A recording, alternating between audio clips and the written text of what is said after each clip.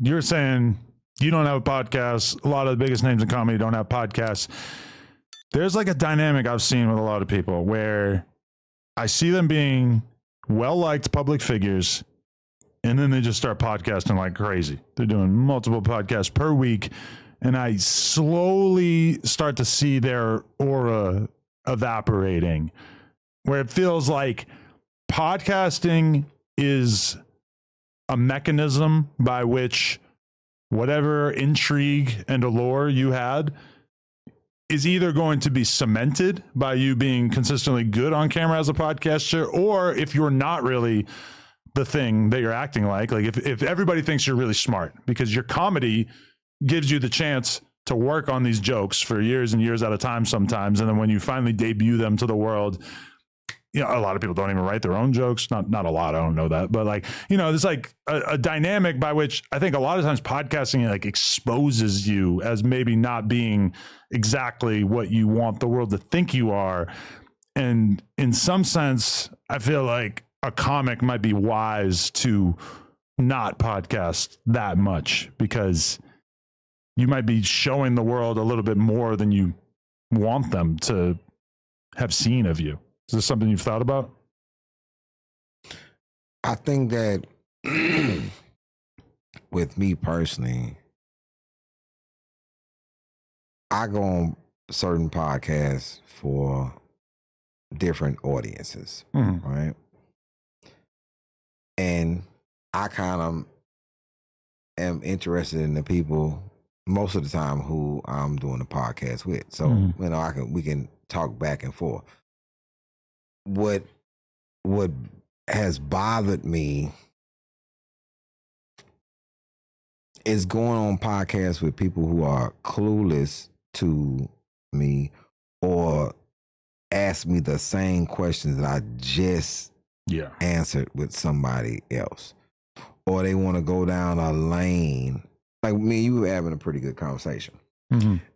But then I go somewhere else and it'll be like, so in prison, you're like, what? Like, you do know, I never said anything about prison until 2015. I started in 1997. Never said a word because didn't want to be cast typed into being, and people want to just try to keep me in this prison box. That's not who I don't even think like that.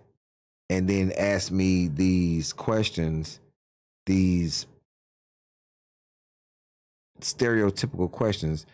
And I do my best to steer clear of those things because of era and temperament.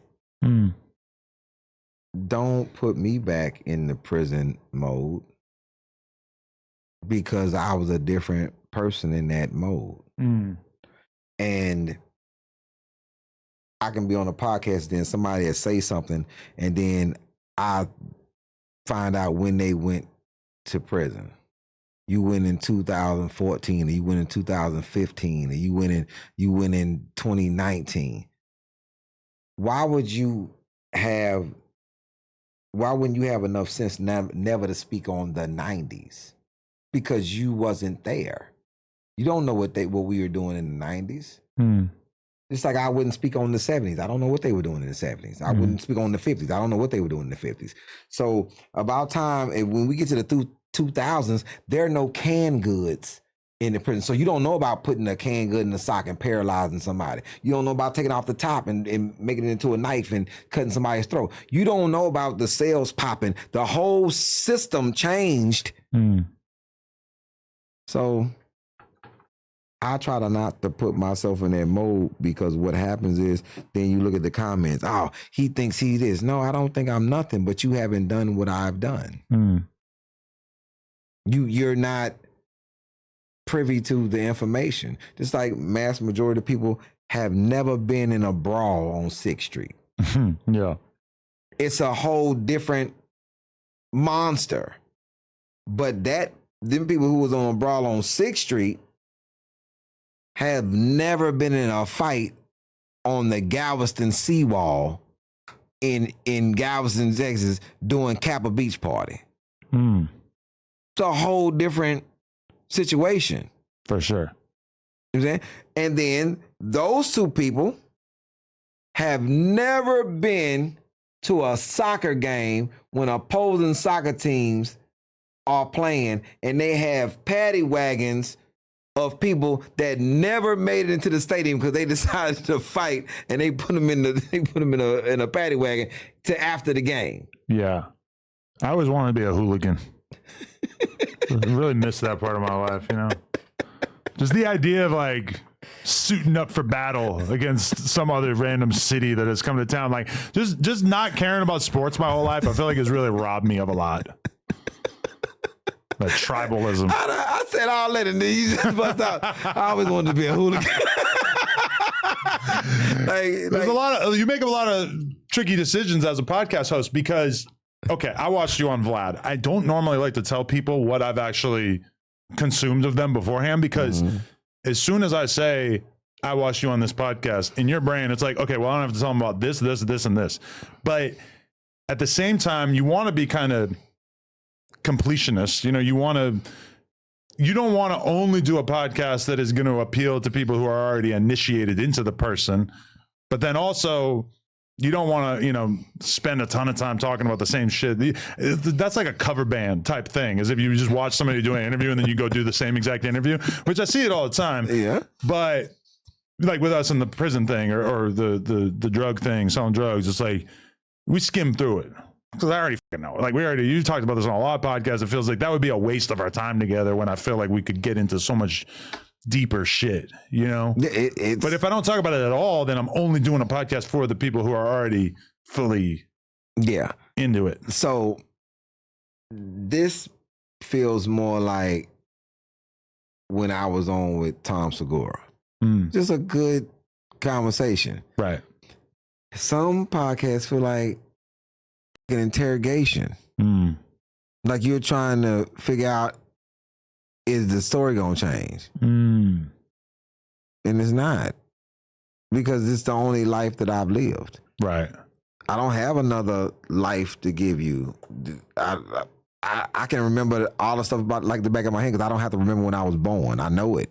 Right. Like, so sometimes I go on the pod, like Willie D is probably the best person when I talk to him. Shout out Willie D. That's a legend. I got to make sure I hit him next time I go to Texas. Yeah. Yeah. It's like sitting down with him